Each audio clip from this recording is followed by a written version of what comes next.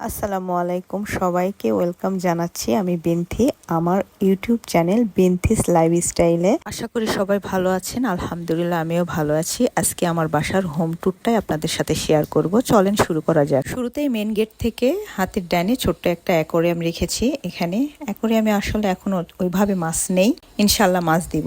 অ্যাকোরিয়ামের উপরেই এখানে একটা ছোট্ট চাবির রিং রাখার জন্য এখানে একটা ছোট্ট বক্সের মতো রেখেছি। এই বক্সটা আমার খুবই পছন্দ, ছোট্ট কিউট। নতুন বাসায় ওঠার জন্য অনেক কাজের ব্যস্ততায় ওইভাবে একটু বেখেয়ালে মাছগুলো মরে গিয়েছে। তো যাই হোক, ইনশাল্লাহ আবারও আমি মাছটা দেওয়ার ট্রাই করব। আমি দরজাটা লাগাই দিলাম। তারপরে হাতের বাম দিকেই আমার বড় একটা এখানে দোলনা রেখেছি। দোলনাটা আমার খুবই পছন্দের, বিশেষ করে আমার ছেলে এখানে আগে ছোটবেলায় ঘুমাতো। এখন আমার ড্রয়িং রুমের থিমটা হয়েছে একদম অ্যাশ কালারের মধ্যে হালকা ব্লু। তো আমি এখানে মোটামুটি সবগুলোই ট্রাই করেছি একটু অ্যাশের মধ্যে রাখার জন্য। এখানে আমি ওয়ালপেপারটাও অ্যাশ কালারের রেখেছি, পর্দাটাও অ্যাশ কালার রেখেছি। যেহেতু আমার ফার্নিচার মোটামুটি একটু ডার্ক কালার মানে কাঠ কালারের সবগুলোই, ওই জন্যই আমি চেষ্টা করেছি যে একটু হোয়াইট বা অ্যাশের মধ্যে রাখার জন্য। দেখা যাচ্ছে এখানে যদি আমি অনেক ডার্ক বা ব্ল্যাকের মধ্যে কোনো কিছু রাখতাম তাহলে ওইভাবে ফুটতো না, আমার কাছে মনে হয়েছে আর কি। ওই জন্য আমি সোফার সাথে ম্যাচ করে আমি ওয়ালপেপারটা এবং আমার জানালার যে পর্দাগুলো সবগুলোই আমি অ্যাশ কালার রাখার ট্রাই করেছি। তারপরে এখানে একটা ডিভান। এই সোফাটা আসলে 3 পার্টের, 3টা একটা, তারপরে ডিভান আর একটা সিঙ্গেল। যাই হোক, ভিডিওতে কতটুকু কালার বোঝা যাচ্ছে জানি না। তারপরে এখানে একটা মিরর রেখেছি। মিরর আমার খুবই ভালো লাগে, মনে হয় যে পুরো বাসায় যদি আমি মিরর দিয়ে সাজাইতে পারতাম খুবই ভালো লাগতো। আর এটা একটা সিঙ্গেল সোফা, আর এর উপরেই আমি শোপিস রাখার জন্য একটা ছোট্ট কর্নার শোকেস আর কি। এখানে জাস্ট শো পিস রাখার জন্য আমি এটা করেছি। এখনো ওইভাবে শোপিস কেনা হয় নাই, ইনশাল্লাহ আস্তে আস্তে এটা আর কি ভরানোর বা সাজানোর ট্রাই করব। তারপরে এখানে আমার টিভির পিছনে হোয়াইট কালার বোর্ড দিয়ে একটা সিম্পল একটা ডিজাইন করেছি। আমার অত বেশি দেখা যাচ্ছে হিজিবিজি ডিজাইন ভালো লাগে না। আলহামদুলিল্লাহ বাসার প্রত্যেকটা ডিজাইনই আমার মোটামুটি পছন্দের, মানে আমাদের দুইজনার, আমার হাজবেন্ডের। আর ইন্টেরিয়র দিয়ে ওইভাবে ডিজাইন করি নাই, আমার আর আমার হাজবেন্ডের পছন্দেই মোটামুটি সবকিছু হয়েছে। তো যাই হোক, এই ড্রয়িং রুমের পাশেই কমন ওয়াশরুম, আর ওয়াশরুমের এই জায়গাটা ছোট্ট। এখানে আমি কমন একটা বেসিং রাখার ট্রাই করেছি ব্ল্যাক কালারের মধ্যে। বেসিংটা ব্ল্যাকের মধ্যে গোল্ডেন দেখা যাচ্ছে, ছোট্ট একটা জায়গা। ওইভাবে অনেক বড় বেসিং আমি এখানে ইউজ করি নাই, ছোটোর মধ্যেই একটা মার্বেলের বেসিং আমি এখানে রেখেছি। তার সাথে এই মিরর, আর যে দরজাটা দেখতে পাচ্ছেন এইটা হলো ওয়াশরুমের, কমন ওয়াশরুমের দরজাটা। তারপরে এখানে আমি একটু ছোট্ট একটা ওয়ালম্যাট দিয়েছি হোয়াইট কালারের।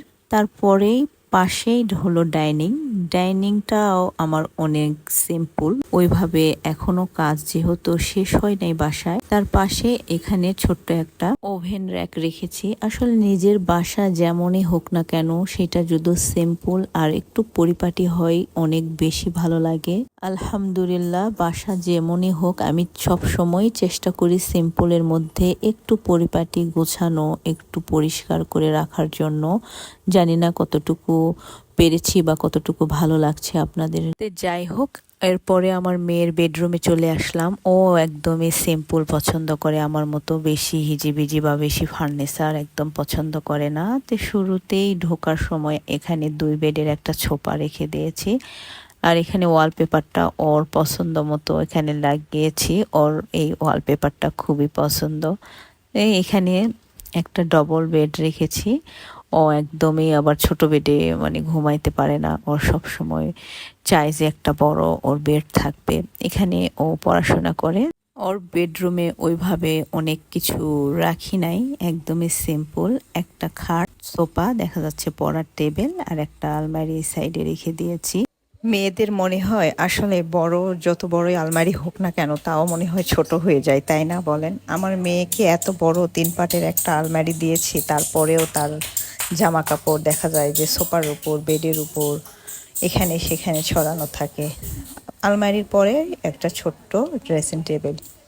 তারপরে চলে আসলাম আমার ছোট্ট রান্নাঘরে।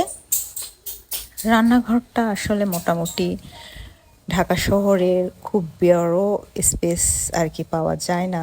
যাই হোক, এখানে আমি অনেকগুলো ক্যাবিনেট করে নিয়েছি স্টোরেজ রাখার জন্য। আসলে স্টোরেজ করার মতো জিনিসের তো আমাদের অভাব হয় না, বিশেষ করে রান্নাঘরের তো আরও বেশি। কি বলবো, এখানে আমি অর্গানাইজ করার জন্য এখানে ছোট্ট একটা গ্লাস দিয়ে এই শেলফটা বানিয়েছি। আমার কাছে খুবই ভালো লাগে এই শেলফ। দেখা যাচ্ছে যে আমার ছোট ছোট যে কাঁচের জার থেকে শুরু করে তেলের পট সব কিছুই আমি রেখে দিতে পারি। আর উপরের যে ক্যাবিনেটগুলো, এখানে আমি বড় বড় যে পাতিল থেকে শুরু করে যত আমার রান্নাঘরের যা জিনিসগুলো আছে, দেখা যায় যে সব কিছু তো আর সবসময় প্রয়োজন হয় না, সেইগুলো আমি ওখানে উপরে রেখে দেই।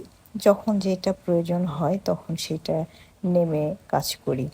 তারপরে রান্নাঘর থেকে বের হওয়ার পরে আমার হাতের ডানে এই ছোট্ট একটা শোপিস রাখার শেলফ, আর তারপরে একটা ফ্রিজ রেখেছি। ফ্রিজটা মোটামুটি বড়ই আছে। ফ্রিজের পরে আমি এখানে একটা শোকেস রেখেছি। আসলে নতুন বাসা হলে যেরকম হয়, এখনও কোনটা মানে ভালোভাবে গোছানো হয়নি বা গোছায় উঠতে পারি নাই। ইনশাল্লাহ আস্তে আস্তে সব কিছু গোছাবো আর সেই ভিডিওগুলো আপনাদের সাথে শেয়ার করব। আশা করি আপনারা আমার পাশে থাকবেন। আর ভিডিও ভালো লাগলে অবশ্যই লাইক কমেন্ট করবেন, আর সেই সাথে চ্যানেলটি সাবস্ক্রাইব করে সাথে থাকবেন। আর তারপরে আমার বেডরুমে চলে আসলাম। ও হ্যাঁ, আমার এই ফ্ল্যাটটা 3 বেডের, ড্রয়িং ডাইনিং রান্নাঘর, 2টা বারান্দা, একটা কিচেন আর বেলকনি আছে। তো যাই হোক, আমি এখানে 2টা রুম দেখাবো আর কি দেখাচ্ছি। এটা আমার বেডরুম। তো বেডরুমটা আমার একটু ব্লু কালারের হওয়াতে আমি এখানে একটু চেষ্টা করেছি লাইট ব্লুতে রাখার জন্য। ওয়ালপেপারটা আমি ব্লু, এখানে পর্দাটাও আমি একটু হালকা ব্লুর মধ্যেই রেখেছি। আসলে আমার প্ল্যান্ট মানে গাছ খুবই ভালো লাগে। তো সব সময় গাছ মেনটেন করাও আসলে অনেক ঝামেলার হয়ে যায়। তাই আমি যতটুকু পারি আর কি চেষ্টা করি যে বাসার মধ্যে একটু প্ল্যান্ট রাখার জন্য। তো এটা হলো আমার বারান্দা। বারান্দাতে আমি এখানে 2টা মানে ডবল পর্দা যেগুলো থাকে ওইগুলো একটা দিয়েছি, হোয়াইট কালার একটা আর ব্লু। আর তার পাশেই আমি এখানে ওয়াল ক্যাবিনেট করে নিয়েছি। আসলে ওয়াল ক্যাবিনেট করার একটা সুবিধা, অনেক জায়গায় কিন্তু সেভ হয়ে যায়। তারপরে এখানে একটা মিরর রেখেছি। মিরর তো আমার বরাবরই ভীষণ ভালো লাগে। সব সময় মনে হয় যে আমি পুরো বাসাটাই মনে হয় মিরর দিয়ে সাজাইতে পারলে অনেক ভালো লাগতো আর কি। তো তা তো আর মানে হয়ে ওঠে না। তারপরে আমি আপনাদেরকে আমার বেলকনিটা এখন শেয়ার করব। এই তো আমার বেলকনিতে চলে আসলাম। বেলকনিতে দেখা যাচ্ছে অত বেশি গাছ রাখা হয় নাই, যে টুকটাক আছে ওইগুলোই। আর বেলকনির সবচাইতে সৌন্দর্য হলো, মাশাল্লাহ মাশাল্লাহ, আমার এই বেলকনির এই বাইরের দৃশ্যটা এমন কোনো মানুষ নেই এখন পর্যন্ত যে অপছন্দ করেছে। এত সুন্দর পুরো ঢাকা সিটি আমার বেলকনি থেকে দেখা যায়। যেহেতু এটা একটা এয়ারপোর্টের পাশে আমার ফ্ল্যাটটা, ওই জন্য দেখা যাচ্ছে এই যে এরিয়াটা দেখছেন, এখানে কখনোই ওইভাবে কোনো বিল্ডিং হবে না, ওই জন্য পুরো ফাঁকা জায়গাটাই আমরা পেয়েছি। আসলে এই জায়গাটার জন্যই মূলত ফ্ল্যাটটা নেওয়া। তারপরে বেলকনির মধ্যে আসলাম, আবারও শেয়ার করলাম আপনাদের সাথে।